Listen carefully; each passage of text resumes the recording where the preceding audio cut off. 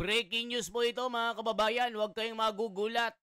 Malawakang rally po na isasagawa sa darating na Black Friday, September 21, na anibersaryo ng martial law na itinatag ni Apo Lakay noon. Ngayon po, talagang nakakagimbal po ito. Mga kilalang grupo ng dating kaalyado ni Pangulong Tatay Digong kasama po sa Black Friday protest na papangunahan po ni Atty. Topacio. Nakakagulat ito mga kababayan dahil napakalaking pagtitipon po ito na gagawin laban para labanan ang korupsyon sa Pilipinas. Nakakagulat ito na ayon po sa mga eksperto ay dadaluhan ng milyon na mga kababayan natin. Grabe na talaga, galit na ang taong bayan. Kaya ito na po ang balita, huwag kayong magugulat. Talagang umaapoy na po ang damdamin ng mga Pilipino para labanan ang korupsyon dito sa atin. Ito na po ang umaapoy na balita. Ako po si The Wonders Philippines. Panoorin nyo po ito mga kababayan. Talagang magugulat kayo dito. Ito na po. The people should let their voices heard. This time, let us not forget, let us not forgive, let us act. Sa gitna ng mga isyong kinahaharap ngayon ng bansa, magmula sa mga alegasyon ng korupsyon at mga anomalya sa ilang proyekto ng pamahalaan, muling umuugong ang mga panawagan na may dapat mapanagot sa kontrobersiyang ito. Kaya naman kaugnay ito, planado na ang mga kilos protesta ng iba't ibang mga grupo sa ilang bahagi ng bansa. Pangunahin na itong tinaguriang Black Friday protest na isasagawa dito sa EDSA Ortigas sa darating na Biyernes. Bukod sa Metro Manila, nakaamba na rin ang mga pagkilos sa Davao City at Cebu City sa Biyernes na inorganisa ng Bangon Sambayanan Movement. Kasama rin sa mga nananawagan ng pananagutan si dating Presidential Anti-Corruption Commission Chairman sa ilalim ng Duterte Administration, Greco Belhica. Hinihikayat nito ang mga opisyal na nasasangkot na gumawa ng hakbang upang patunayan ang kanilang integridad. Ang politiko are unrestrained. Ang nag-iimbestiga ang dapat imbestigahan. Now, to give chance to the congressmen and to the officials who were mentioned, I think delicadeza for them to at least take a leave of absence and give a report or give out to the media a 10-year SALN. Yung 10 taon SALN nila, give it to the media para ma-examine natin and then sign a waiver of their bank accounts para mapatunayan lang natin na hindi talaga sila nagpayaman sa kanilang pwesto, and then legally ask the ombudsman to do an impartial probe on them.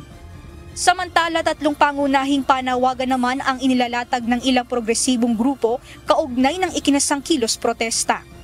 Number 1, that the House of Representatives cleanse itself by electing a new speaker. Dahil tainted na po ang leadership ng ating speaker. Cleanse itself and redeem its credibility before the eyes of the people. Number 2, let us appeal to the new Blue Ribbon Committee Chairman, Senator Ping Lacson, to continue the work of Senator Marcoleta. Number 3, yung Truth Commission ni Pangulong Marcos, lagdaan na niya. Giit ni Atty. Topacio, nais nilang makita ang sensibilidad ng Pangulo sa paglutas ng kinahaharap na problema at kung talagang independent o magiging patas ang hanay ng mga itatalagang independent commission. Yan mga kababayan, napakatindi po ng mangyayaring protesta. Malawakang rally laban po sa korupsyon. Kaya hiling po ni Atty. Topacio na leader po ng koalisyon ng Anti-Graft and Corruption, hinihiling po dito sa Truth Commission, ang tagal-tagal na, wala pa. Kahapon meron na yatang balita na meron na pong independent commission na mag-iimbestiga na kaiba po dito sa tinatawag na Blue Ribbon Committee. Ang kahilingan din dito mga kababayan, palitan ang speaker ng congressman dahil duming-dumi na ang tao sa lideratong ito. At dito, hinihiling po na itong Blue Ribbon Committee Chairman na bago, na wag sanang maging bias at maging neutral, na ipagpatuloy ang nasimulan ni Senador Marcoleta na hindi makikita yung pagkabayas. Kasi nga, itong pamunuan ni Tito Soto, simula pa lang, pumalpak na po mga kababayan dito naman na takbo ni Ping Lacson, puro senador. Walang makitang congressman, walang makitang iba, kundi itong mga nasa Senado. Parang mas gusto nila na may masangkot na senador kaysa congressman. Hindi natin sinasabi dito na hindi imbestigan ng mga senador. Ang sinasabi natin, neutrality. At hindi makikitaan ng bias at walang kakampihan at walang pagtatakpan dito ng mga kumpadre-kumpadre. Ngayon po mga kababayan, talagang nakikita nila itong si Soto na pumalit at sinibak si Escudero. Ngayon sinibak din si Marcoleta nung binulgar na ang mga kasangkot na malalaking isda dito na allegedly sangkot sa anomalya ng korupsyon. So ngayon, nakikita ng tao, bias itong si Tito Soto na puro yabang. Ngayon po, tignan po natin yung iba na talagang nagrarally po ang mga tao. Ito po mga kababayan, sigaw kontra korupsyon, umaling-aungaw sa EDSA. Grabe mga kababayan ko. Ito po, huwag kayong magugulat kasi parang ano na tayo parang Nepal, parang Indonesia na tayo. Ang wala lang sa atin yung sumasabog na sasakyan, sinunog na mga building, ganun sila kapatriotism doon. Ganun sila nagkakaisa. Dito sana wag humantong ng mga sakitan, may masusunog na sasakyan, may mga magbuwis ng buhay. Wag naman sana po mga kababayan. Sana maayos po ito na ma-resolba sa magandang paraan, hindi yung sakitan gaya ng nangyayari sa ibang bansa. Talagang dito kasi kapareho natin lalo sa Nepal, yung mga nepo babies, yung mga politiko na talagang naging naging laman din ng mga social media, yung mga pamumuhay na magagarbo. Gaya dito mga kababayan ipinangalandakan nila, pinagyabang nila na marami silang pera pero galing naman sa kurap. Ito na po, mga kababayan, huwag kayong magugulat. Ang mga tiwali, yan ang panawagan ng ilang progresibong grupong lumahok sa protesta laban sa korupsyon sa EDSA People Power Monument ngayong araw. Ang Agenda Weekend Report, hatid ni Just Ignacio. Sing-init ng panahon ang sigaw ng ilang progresibong grupo dito sa ikinasang kilos protesta laban sa korupsyon. Dito yan sa EDSA People Power Monument ngayong araw ng Sabado, September 13. Dapat may mass arrest na mangyayari. Ang raming nalaglag, ang raming nadawit. Baka naman sa katapusan yan, ilang sekretary lang yung makulong.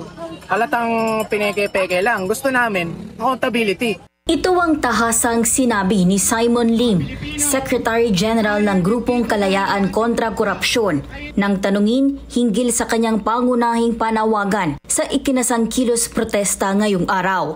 Nais niyang tanggalin na sa pamahalaan ang umano'y bumababoy sa Kongreso at Senado dahil sila anya ang humahatak pababa sa Pilipinas.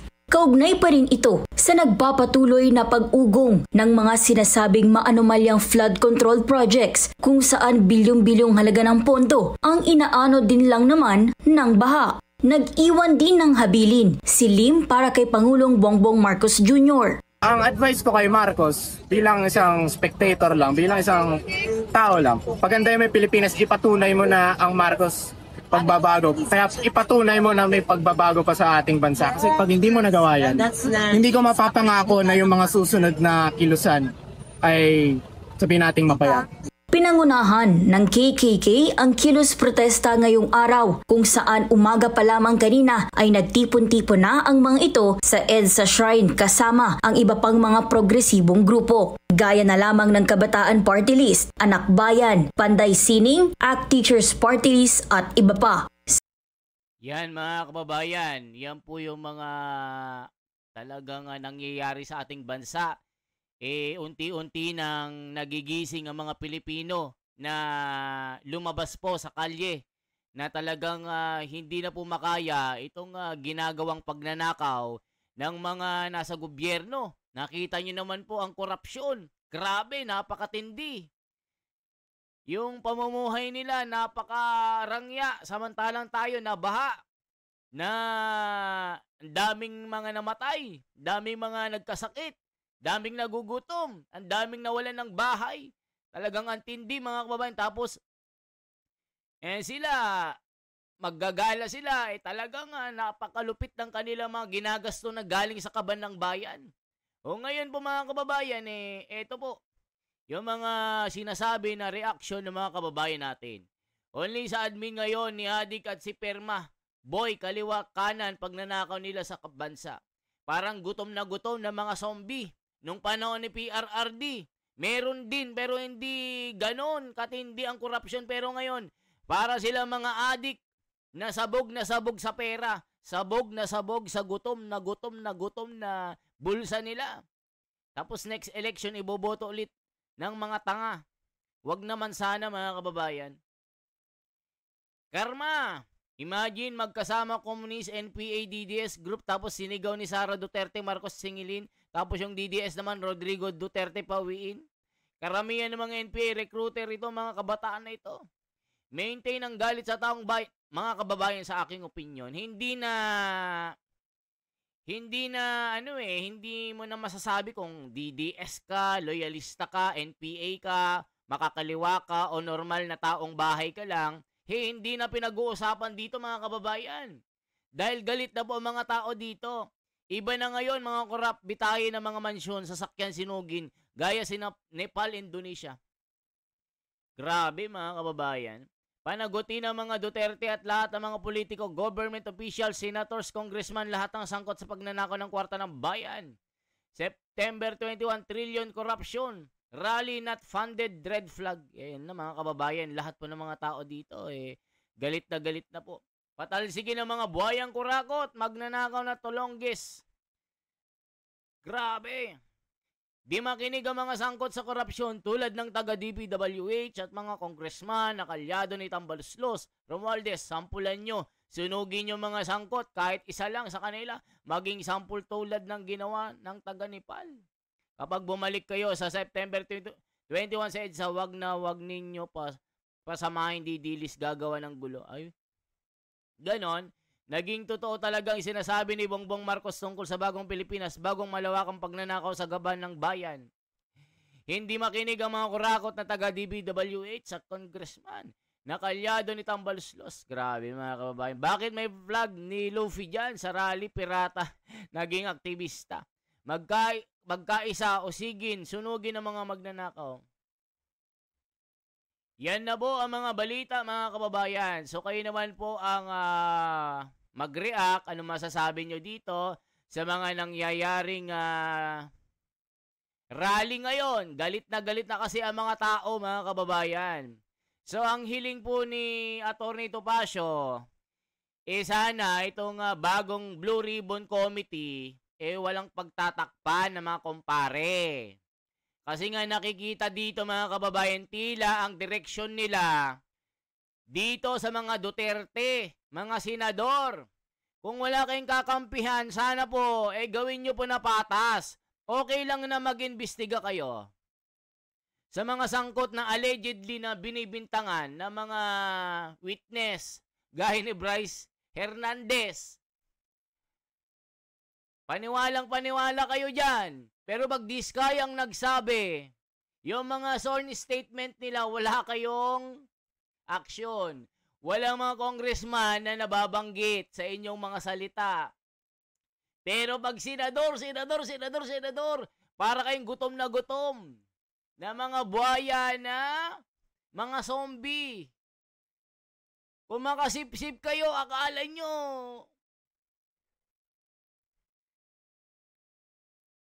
Super good. Mga kababayan, di ba? Napakalupit. Sasabihin ni Tito Soto, wala akong kikilingan kahit sino. Sinasabi nyo, tuta ako ni Romualdez? Baka siya tuta ko. Itanong nyo kung bakit. Aba, hulaan nyo kung bakit. Porke ba pinagbigyan ko siya? Na tumawag sa akin, pinagbigyan ko, tapos tuta na ako? Gusto nyo, awayin ko kagad si Romualdez unang araw pa lang? Aba, sa iyong mga pananalita, parang ganun na hindi ka totoo na gumagawa ng trabaho mo Mas pinapanigan mo ang isa lang. Hindi sa kagustuhan ng nakakarami. Di ba mga kababayan? So ang kahilingan dito, kung totoo ka Soto, maging patas ka lang. Ako, never akong dito. Ako, patas lang po ako sa pagre-react. Wala naman akong personal na kay Soto, di ba? Nakikita ko lang yung kasi mga politician kayo. Kami naman, nagre-react po kami, nakabantay po kami sa mga ginagawa nyo dyan. Tapos, babatikusin mo si Marcoleta na walang kwenta, hindi magandang pamamalakad, walang direksyon, hindi marunong. Sinasabi mo sa sarili mo, magaling ka, magaling ka, magaling ka, magaling ka, magaling, magaling, magaling, magaling ako. Ganon, sinasabi, puro ka magaling ako, si ako. Hindi mo na pinagbigyan yung iba. Lagi na lang ikaw na lang magaling. Para kang si Solomon.